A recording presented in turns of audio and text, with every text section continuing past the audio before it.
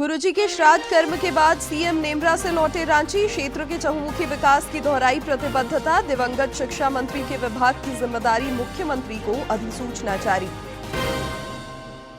मुख्य सचिव ने खाद्य आपूर्ति श्रृंखला प्रबंधन में सुधार को लेकर की बैठक। जरूरतमंदों को योजना का लाभ देने पर जोर।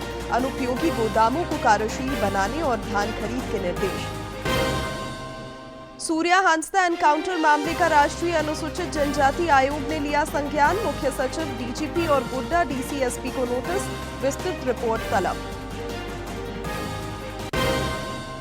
और राष्ट्रीय जूनियर पुरुष हॉकी चैंपियनशिप के क्वार्टर फाइनल में झारखंड ने बनाई जगह। राष्ट्रीय थ्रोबॉल चैंपियनशिप रांची में संपन्न।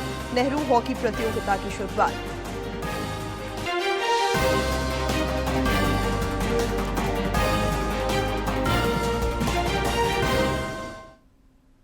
नमस्कार, खबरें झारखंड में आपका स्वागत है। मैं हूं शिवानी कुमारी और अब समाचार विस्तार से। नई दिल्ली में एनडीए संसदीय दल की बैठक हुई। इस दौरान प्रधानमंत्री ने एनडीए के उपराष्ट्रपति के उम्मीदवार सीपी राधाकृष्णन का अभिनंदन किया। इस अवसर पर कई केंद्रीय मंत्री भी मौजूद थे।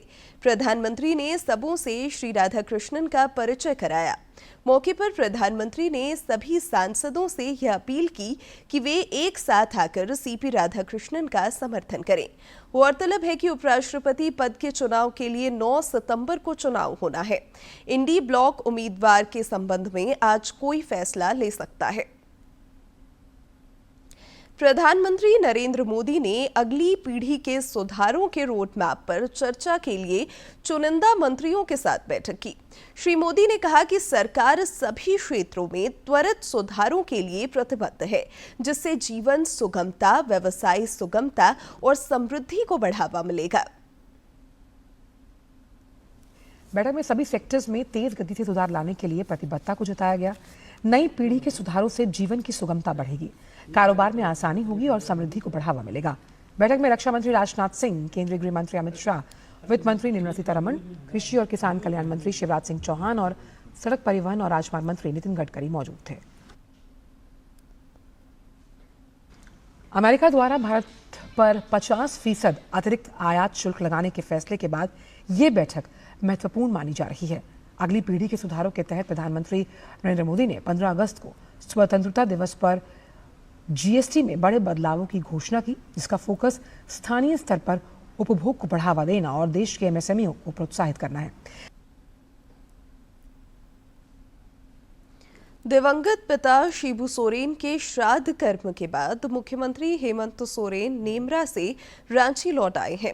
रांची रवाना होने से पहले उन्होंने अपने पैतृक गांव में लोगों से मुलाकात कर क्षेत्र के चहुमुखी विकास की प्रतिबद्धता दोहराई। श्री सोरेन ने मां और परिवार के अन्य सदस्यों के साथ एक फोटो भी सोशल मीडिया पर साझा की। इधर दिवंगत शिक्षा मंत्री के विभाग का कामकाज अब मुख्यमंत्री ही देखेंगे। इस संबंध में अधिसूचना जारी कर दी गई है। पेयजल और स्वच्छता, उत्पाद एवं मद्य निषेध मंत्री योगेंद्र प्रसाद ने धनबाद में विभाग के कामकाज की उच्च स्तरीय समीक्षा की। उन्होंने धनबाद सर्किट हाउस में जिला के उपायुक्त, एसएसपी और विभागीय अधिकारियों के साथ बैठक की। इस दौरान श्री प्रसाद ने सरकार द्वारा संचालित विभिन्न जन कल्याणकारी योजनाओं की वर्तमान प्रगति एवं स्थिति की विस्तृत जानकारी प्राप्त की और आवश्यक दिशा निर्देश दिए। उन्होंने जनहित से जुड़े विभिन्न विषयों पर संबंधित अधिकारियों को संवेदनशील रहने की हिदायत दी। मुख्य सचिव अलका तिवारी ने राज्य के तमाम उपायुक्तों को निर्देश दिया है कि खाद्य आपूर्ति और सार्वजनिक वितरण व्यवस्था में यह सुनिश्चित करें कि कोई योग्य लाभुक उससे वंचित नहीं रहे। वे खाद्य आपूर्ति श्रृंखला प्रबंधन में आवश्यक सुधार को लेकर समीक्षा बैठक कर रही थीं। उन्होंने मृत लाभुकों को चिन्हित कर उन्हें प्राथमिकता के आधार पर हटाने के निर्देश दिए ताकि नए लाभुक जोड़े जा सकें। मुख्य सचिव ने अनुपयोगी गोदामों को 20 सितंबर तक कार्यशील करने की हिदायत दी। साथ ही धान खरीद को लेकर जरूरी निर्देश दिए। साहिबगंज जिले में एक बार फिर प्रवर्तन निदेशालय की टीम ने दबिश दी है। ईडी की टीम ने बंगाली टोला पर स्थित नवीन कुमार दास उर्फ बबलू कबाड़ी के घर पर छापेमारी की है। गोवा से झारखंड पहुंची यह टीम नवीन कुमार दास के घर कागजातों को खंगालने में जुटी है। जानकारी के मुताबिक गोवा के एक मामले में ईडी की टीम यह कार्रवाई कर रही है। ईडी की टीम में 2 अधिकारी सहित सीआरपीएफ के आधा दर्जन जवान शामिल हैं। गोड्डा जिला में हुए सूर्या हांसदा के एनकाउंटर मामले में राष्ट्रीय अनुसूचित जनजाति आयोग ने मुख्य सचिव, डीजीपी, गोड्डा डीसी और एसपी को नोटिस जारी किया है। आयोग ने इस संबंध में 3 दिन के अंदर जवाब मांगा है। राज्यसभा सांसद दीपक प्रकाश द्वारा मामला संज्ञान में लाए जाने पर आयोग ने यह नोटिस जारी किया है। श्री प्रकाश ने इसे न्याय की दिशा में पहल बताया।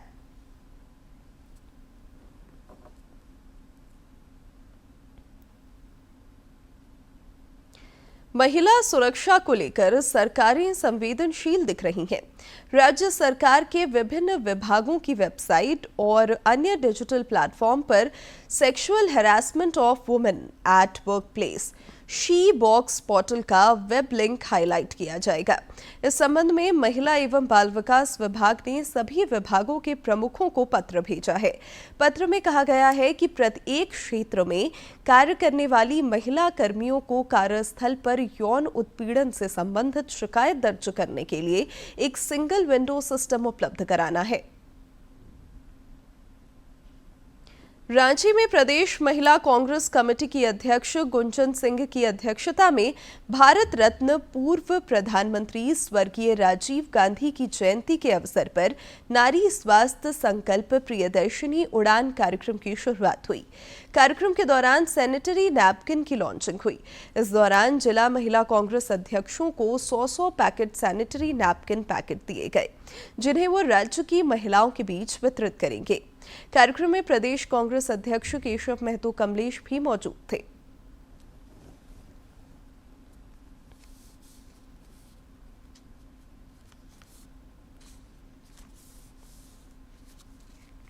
देखिए, एक महिला होने के नाते अपनी बहनों, झारखंड की बहनों के साथ खड़ा होना ये हमारा कर्तव्य बनता है। निश्चित रूप से हम जब अपने दौरे पे जाते हैं तो हम उन गांवों में भी जाते हैं जहां आर्थिक तंगी में हमारी बहनें हेल्थ इश्यूज हैं, और मैं आपको बताई कि ये ऐसा हमारा एक विषय है जिससे कि हम बीमारी की चपेट में आ जाते हैं।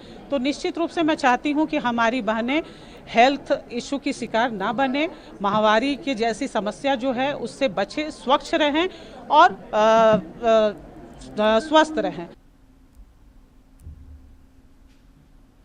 केंद्र सरकार ने प्रधानमंत्री विकसित भारत रोजगार योजना का पोर्टल देशवासियों के समक्ष पेश किया है। इस योजना के जरिए 2025 से 2027 के दौरान देश में 3.5 करोड़ से अधिक रोजगार सृजन को प्रोत्साहित करना है। केंद्रीय श्रम और रोजगार मंत्री मनसुख मांडविया ने इस पोर्टल को पेश करते हुए बताया कि नियोक्ता और पहली बार नौकरी करने वाले कर्मचारी इस पोर्टल पर पंजीकरण उमंग ऐप या अपने यूनिवर्सल अकाउंट नंबर डालकर कर सकते हैं। योजना 2 हिस्सों में विभाजित है। झारखंड हाईकोर्ट में कई मामलों की कल सुनवाई हुई। उच्च न्यायालय ने हजारीबाग में पत्थरों के अवैध उत्खनन पर रोक लगाने को लेकर दायर जनहित याचिका पर भी सुनवाई हुई। अदालत ने मामले की सुनवाई के दौरान प्रार्थी और राज्य सरकार के पक्ष को सुना। अदालत ने कहा कि संबंधित अथॉरिटी ने एक माइंस की जांच की है तथा प्राथमिकी भी दर्ज की है। इससे प्रतीत होता है कि अवैध खनन हो रहा है। वैसी स्थिति में अदालत ने हजारीबाग के उपायुक्त और पुलिस अधीक्षक को स्थलों की जांच कर रिपोर्ट देने का निर्देश दिया है। भाजपा प्रदेश अध्यक्ष बाबूलाल मरांडी ने राज्य में हुए शराब घोटाले को लेकर राज्य सरकार पर निशाना साधा है। उन्होंने एक सोशल मीडिया पोस्ट में कहा कि तकरीबन 1000 करोड़ रुपए के शराब घोटाले में मुख्यमंत्री हेमंत सोरेन के पूर्व सचिव के खिलाफ एसीबी ने जानबूझकर 90 दिनों के भीतर चार्जशीट दाखिल नहीं की, जिससे उनकी जमानत का रास्ता आसान हो गया। उन्होंने आरोप लगाते हुए कहा है कि हेमंत सरकार ने अपने ही पूर्व सचिव की गिरफ्तारी का षड्यंत्र इसलिए रचा था ताकि ईडी की जांच प्रभावित हो सके और सबूतों को मिटाया जा सके। गौरतलब है कि निलंबित आईएएस अधिकारी विनय कुमार चौबे से जुड़े शराब घोटाला मामले में 90 दिनों की समय सीमा पूरी होने पर भी एसीबी चार्जशीट दाखिल नहीं कर सकी। यात्रियों की सुविधा के लिए भुवनेश्वर धनबाद स्पेशल ट्रेन की परिचालन अवधि में विस्तार किया गया है। यह दिवाली पूजा स्पेशल ट्रेन 19 अगस्त से 30 नवंबर तक हर रोज भुवनेश्वर से चलेगी। वहीं धनबाद भुवनेश्वर दिवाली पूजा स्पेशल ट्रेन 20 अगस्त से 1 दिसंबर तक हर रोज धनबाद से चला करेगी। इधर हटिया से 15 सितंबर को खुलने वाली हटिया पूर्णिया कोट एक्सप्रेस का परिचालन अत्यधिक एलएचपी कोच के साथ होगा। अंतरिक्ष यात्री और वायुसेना में ग्रुप कैप्टन शुभांशु शुक्ला ने प्रधानमंत्री नरेंद्र मोदी से नई दिल्ली में मुलाकात की। इस दौरान उन्होंने श्री मोदी को अंतरिक्ष यात्रा के बारे में अपने अनुभवों को बताया। उन्होंने अंतरिक्ष स्पेस स्टेशन से ली गई भारत की अद्भुत तस्वीरों को भी पीएम को दिखाया। प्रधानमंत्री ने गले लगाकर शुभांशु शुक्ला का हौसला बढ़ाया और अंतरिक्ष में भारत का परचम लहराने पर अत्यंत प्रसन्नता व्यक्त की।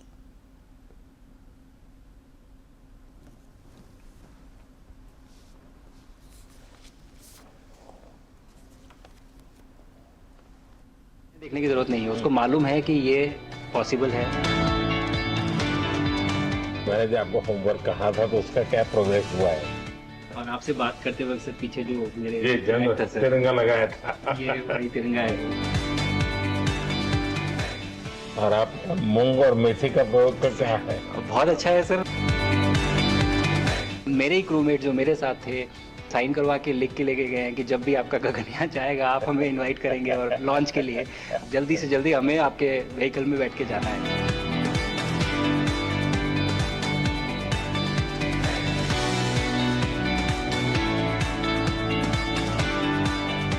आप लोग जब इतनी बड़ी यात्रा करके वापस पहुंचते हैं, जी सर, काफी कुछ चेंज फील होता होगा। जस्ट मैं समझना चाहता हूँ वो किस प्रकार से अनुभव करते हैं आप लोग। सर जब ऊपर भी जाते हैं तो वहाँ का जो वातावरण है, एनवायरनमेंट है, वो अलग है, ग्रेविटी नहीं है। आप जाते हैं उसमें तो सीटिंग अरेंजमेंट वैसा ही रहता है जो वैसे ही रहता है सर। और पूरे 23-24 घंटे उसमें निकालना पड़ता है। हाँ सर, लेकिन एक बार जब आप अंतरिक्ष में पहुंच जाते हैं तो आप सीट खोल के अपना हार्नेस खोल के आप उसी कैप्सूल में आप मूव अराउंड आप जा सकते हैं, इधर उधर चीजें कर सकते हैं। इतनी जगह है उसमें? बहुत तो नहीं है सर, लेकिन थोड़ी बहुत है। मतलब आपका फाइटर जेट का कॉकपिट है उससे तो ज्यादा अच्छा है। उससे तो ज्यादा अच्छा है सर।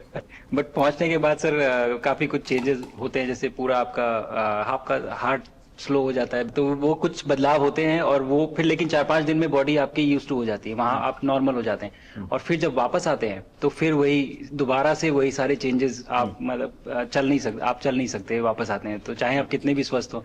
मुझे बुरा नहीं लग रहा था, मैं ठीक था, लेकिन फिर भी जब पहला कदम रखा तो मैं मतलब गिर रहा था तो लोगों ने पकड़ रखा था मुझे। फिर दूसरा तीसरा, हालांकि मालूम है कि चलना है, लेकिन वो ब्रेन जो है वो उसको टाइम लगता है सर वापस समझने में कि अच्छा अब ये नया एनवायरनमेंट है, नया वातावरण है। यानी सिर्फ बॉडी का ट्रेनिंग नहीं है, माइंड का ट्रेनिंग ज्यादा है। माइंड का ट्रेनिंग है सर।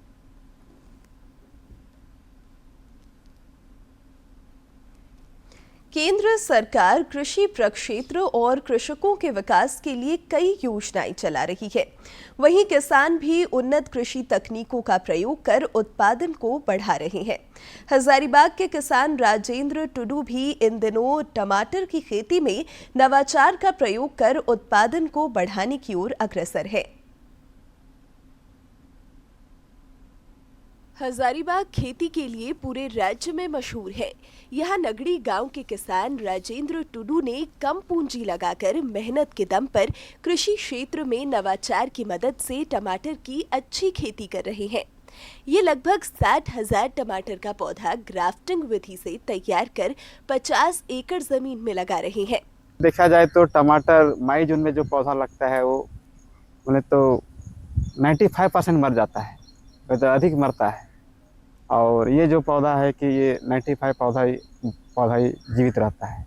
तो ग्राफ्टिंग का यही फायदा है कि जो पौधा जो मर जाता है उससे बचाव करता है। राजेंद्र टुडू ने पॉली हाउस में बैंगन और टमाटर के पौधे तैयार किए हैं। बैंगन के पौधे को थोड़ा बड़ा होने पर उसके डंठल को काटकर टमाटर के डंठल लगाए गए। राजेंद्र टुडू ने कहा कि बरसात के समय बैंगन का पौधा अधिक बढ़ता है और उत्पादन में भी बढ़ोतरी होती है। वहीं ग्राफ्टिंग किए हुए पौधे से टमाटर की बेहतर उपज होगी। नीचे का होता है बैगन, जो सोलमिल उसका जो नाम होता है, और ऊपर टमाटर, उसको दोनों को ज्वाइंट करते हैं। ज्वाइंट करने के बाद ग्राफ्टेड हाउस में 8 दिन रखते हैं। इसके बाद वहाँ से बाहर फिर 8 दिन रखते हैं। 8 दिन के बाद फिर उसको क्लिप खोल देते हैं। क्लिप खोलने के बाद 8 दिन के बाद फिर प्लांट में जाता है।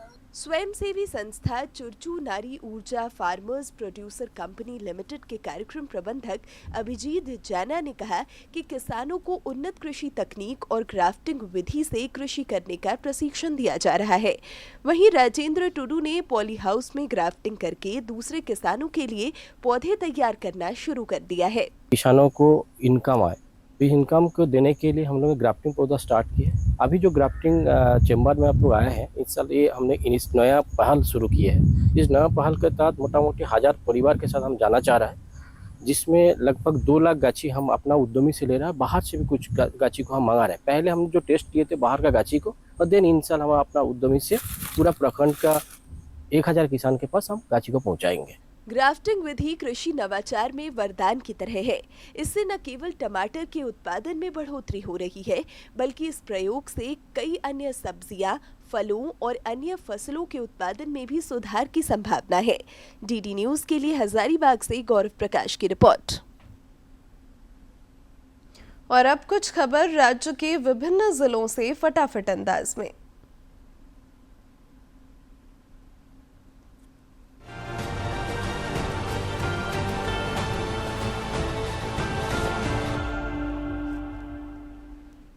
धनबाद में कर्मयोगी अभियान के रेस्पॉन्सिव गवर्नेंस प्रोग्राम में जिले के उपायुक्त मुख्य अतिथि के रूप में शामिल हुए। कार्यक्रम के अंतर्गत जिला स्तरीय मास्टर ट्रेनर का 4 दिवसीय आवासीय प्रशिक्षण शुरू हुआ। उपायुक्त ने भरोसा जताया कि यह अभियान आदिवासी समुदायों के जीवन में व्यापक परिवर्तन लाएगा तथा योजनाओं का लाभ समाज के अंतिम व्यक्ति तक पहुंचेगा। रांची के उपायुक्त ने जनता दरबार में लोगों की समस्याएं सुनी और उनके समाधान का भरोसा दिलाया। जनता दरबार में बड़ी संख्या में महिलाएं और बुजुर्ग भी पहुंचे। उपायुक्त ने सभी मामलों को निर्धारित समय सीमा में निपटाने की प्रतिबद्धता दोहराई। लातेहार उपायुक्त ने डीएमएफटी की राशि से जिले में किए जा रहे विकास कार्यों की समीक्षा की। उन्होंने योजनाओं को तय समय अवधि के अंदर पूर्ण करने का निर्देश दिया। चतरा के विभिन्न थाना क्षेत्रों में मादक पदार्थों की रोकथाम हेतु जागरूकता अभियान चलाया गया। इस दौरान लोगों को मादक पदार्थों के दुष्प्रभाव से अवगत कराया गया। पाकुड़ में प्रोजेक्ट जागृति बेहतर स्वास्थ्य की ओर एक कदम अंतर्गत कालाजार से बचाव के लिए उन्मुखीकरण कार्यशाला का आयोजन हुआ। इस दौरान उपायुक्त ने आगामी कीटनाशी छिड़काव और द्वितीय चक्र एसीडी के बारे में जानकारी दी तथा सामूहिक प्रयास पर बल दिया। पाकुड़ के उपायुक्त ने समाहरणालय परिसर से प्रधानमंत्री गरीब अन्न कल्याण योजना के संबंध में व्यापक जन जागरूकता के लिए 3 प्रचार वाहनों को रवाना किया। ये वाहन ग्रामीण क्षेत्रों में भ्रमण कर लोगों को योजनाओं से संबंधित जानकारी देंगे। सरायकेला के उपायुक्त ने कार्यालय कक्ष में संबंधित पदाधिकारियों के साथ बैठक कर अनाबद्ध निधि एवं डीएमएफटी अंतर्गत संचालित विकास कार्यों की समीक्षा की। उपायुक्त ने विभागों को लंबित योजनाओं को समयबद्ध तरीके से पारदर्शी रूप से पूर्ण करने का निर्देश दिया ताकि लोगों को शीघ्र इसका लाभ मिल सके। पलामू के उपायुक्त ने समाहरणालय परिसर से वज्रपात से बचाव को लेकर जागरूकता रथ को रवाना किया। इस वज्रपात सुरक्षा रथ के जरिए विभिन्न प्रकार के कार्यक्रमों का आयोजन कर लोगों को वज्रपात से बचाव के लिए जागरूक किया जाएगा। सिमडेगा में मुख्यमंत्री स्वास्थ्य सहायता योजना से संबंधित जिला स्तरीय समिति की बैठक हुई। अनुदान राशि के लिए प्राप्त कुल 10 आवेदनों पर विचार विमर्श के बाद समिति ने 9 आवेदनों को अनुमोदन प्रदान किया। परियोजना निदेशक आईटीडीएस जिला कल्याण पदाधिकारी को निर्देश दिया कि स्वीकृत राशि को शीघ्रता से सभी लाभुकों के बैंक खातों में हस्तांतरित किया जाए। दुमका में बाल श्रम उन्मूलन पर प्रमंडलीय कार्यशाला का आयोजन हुआ। इस दौरान राज्य कार्य योजना को प्रभावी और व्यवहारिक बनाने पर विमर्श किया गया। वक्ताओं ने बाल श्रम और तस्करी खत्म करने के लिए समाज की सक्रिय भागीदारी पर जोर दिया। रांची नगर निगम की एनफोर्समेंट टीम ने विभिन्न इलाकों में अतिक्रमण मुक्त अभियान चलाया। इस दौरान अवैध संरचनाओं को हटाते हुए सामान की जब्ती की गई। कोडरमा में राष्ट्रीय वेक्टर जनित रोग नियंत्रण कार्यक्रम के तहत विभिन्न प्रखंडों में मलेरिया रोकथाम के लिए जागरूकता और जांच संबंधी कार्यक्रमों का आयोजन किया गया। मरकच्चू प्रखंड के तेलिया मारण बिरहोर टोला में बुखार से पीड़ित लोगों की मलेरिया जांच की गई। कोडरमा उपायुक्त की मौजूदगी में समाहरणालय सभा कक्ष में राजस्व संग्रहण की समीक्षात्मक बैठक हुई। इस दौरान उपायुक्त ने राजस्व शाखा, आपदा प्रबंधन, नीलाम पत्र, अभिलेखागार और भू अर्जन से संबंधित कार्यों की प्रगति का जायजा लिया तथा राजस्व संग्रहण में वृद्धि के लिए संबंधित अधिकारियों को दिशा निर्देश दिए।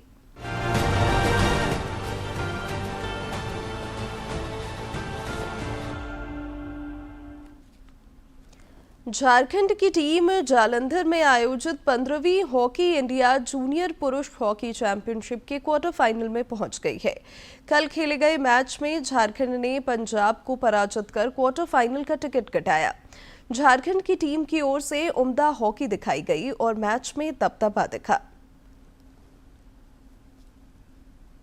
रांची के खेलगांव स्थित हरिवंश टाना भगत इंडोर स्टेडियम में आयोजित 48वीं सीनियर राष्ट्रीय थ्रो बॉल प्रतियोगिता कल संपन्न हो गई। 3 दिनों तक चले इस राष्ट्रीय आयोजन में देश भर से आई 25 राज्यों की महिला और पुरुष टीमों ने हिस्सा लिया और रोमांचक मुकाबलों में अपना कौशल दिखाया। महिला वर्ग में छत्तीसगढ़ की टीम विजेता बनी, जबकि झारखंड की टीम दूसरे नंबर पर रही। रांची के मेसरा स्थित जवाहर नवोदय विद्यालय में Navodaya Vidyalaya national archery meet का आगाज हो गया है। रांची के उपायुक्त मंजुनाथ भजंत्री उद्घाटन समारोह में शामिल हुए और खिलाड़ियों का उत्साह बढ़ाया। नवोदय विद्यालय समिति पटना द्वारा आयोजित इस राष्ट्रीय प्रतियोगिता में 8 प्रक्षेत्रों की टीमें हिस्सा ले रही हैं। प्रतियोगिता का समापन 21 अगस्त को होगा।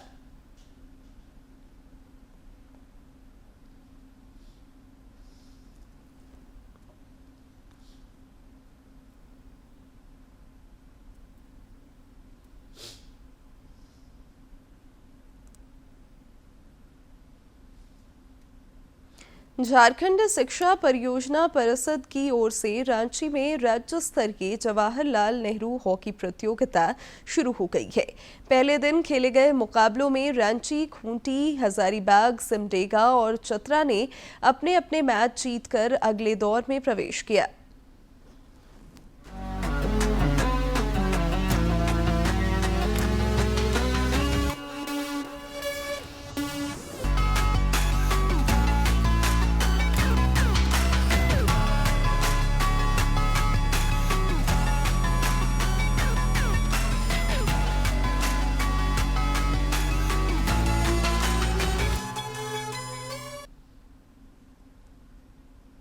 राज्य में मॉनसून गतिविधि फिलहाल सामान्य है। पिछले 24 घंटे के दौरान संताल के विभिन्न क्षेत्रों में अच्छी बारिश हुई। आगामी 21 से 24 अगस्त के बीच राज्य के कई इलाकों में भारी बारिश का पूर्वानुमान है, जिसके लिए मौसम विज्ञान केंद्र ने चेतावनी जारी की है। राज्य में इस मॉनसूनी सीजन में अब तक सामान्य से 28% अधिक बारिश हुई है।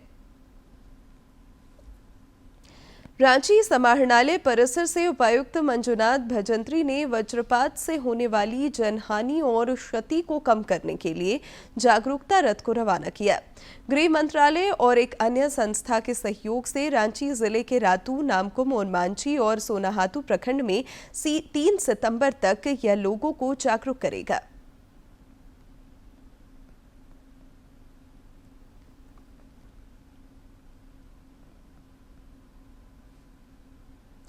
और अब जानते हैं किन बातों के लिए इतिहास के पन्नों में आज का दिन खास है।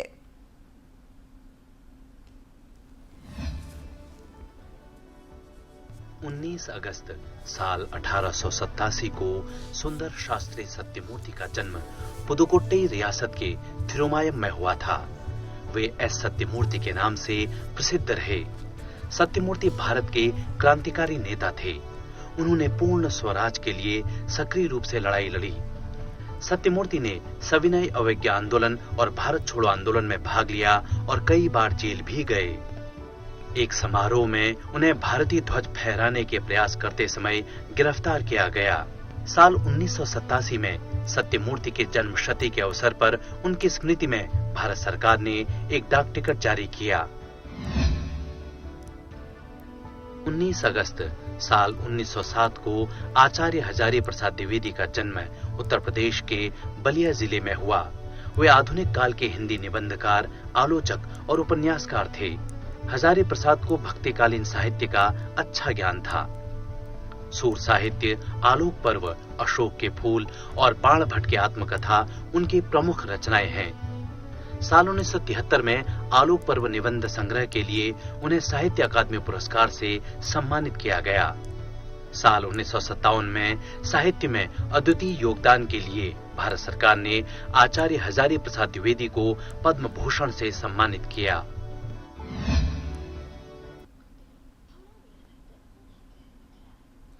बरसात के दिनों में मच्छरों से फैलने वाली बीमारियों में डेंगू और मलेरिया सबसे प्रमुख है। आइए जानते हैं डेंगू और मलेरिया जैसी मच्छर जनित बीमारियों की पहचान, बचाव और इलाज से जुड़ी उपयोगी जानकारियां।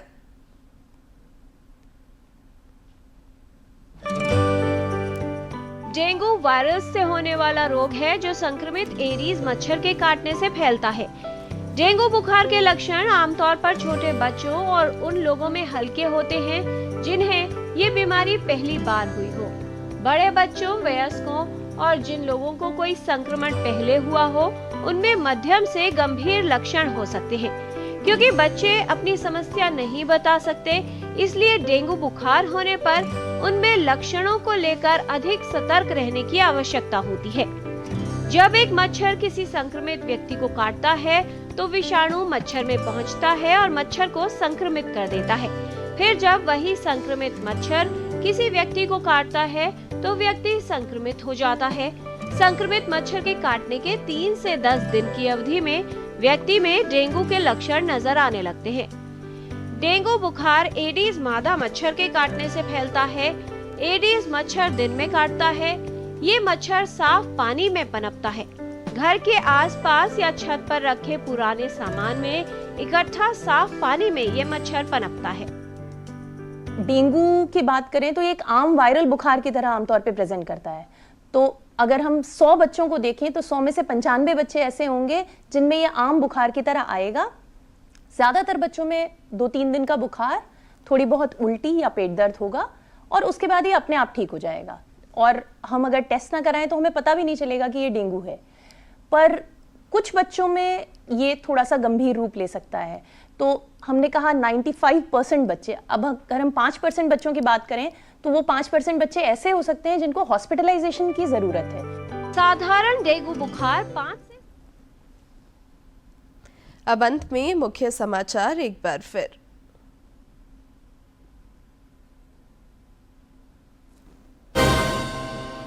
गुरुजी के श्राद्ध कर्म के बाद सीएम नेमरा से लौटे रांची। क्षेत्र के चहुमुखी विकास की दोहराई प्रतिबद्धता। दिवंगत शिक्षा मंत्री के विभाग की जिम्मेदारी मुख्यमंत्री को अधिसूचना जारी।